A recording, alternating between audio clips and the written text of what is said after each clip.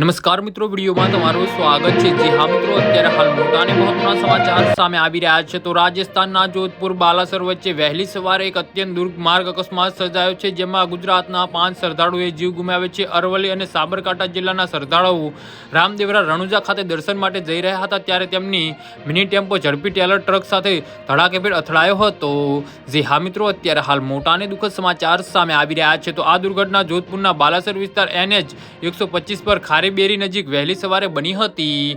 જી હા મિત્રો, ગુજરાતથી શ્રદ્ધાળુઓ લઈ રામદેવરા જઈ રહેલા મિની ટેમ્પો પાછળથી આવી રહેલા એક ઝડપી ટેલર સાથે ટક્કર જોરદાર રીતે અથડાયો હતો। અકસ્માત એટલો ભયાનક હતો કે મિની ટેમ્પોમાં કચ્ચર ઘાણ નીકળી ગયો હતો। આ ગમખ્વાર અકસ્માતમાં ગુજરાતી શ્રદ્ધાળુઓના ઘટના સ્થળે જ કરુણ મોત નીપજ્યા છે। તો મૃતકોમાં અરવલ્લી અને સાબરકાંઠા જિલ્લાના પરિવારોનો સમાવેશ થાય છે। અરવલ્લી જિલ્લાના 3 શ્રદ્ધાળુઓના મોત અને સાબરકાંઠા જિલ્લાના 2 શ્રદ્ધાળુઓના મોત થયા છે। તો આ અકસ્માતના કારણે ધનસુરા રૂગનાથપુરા ગામના પરિવાર પર આપ તૂટી પડ્યું છે।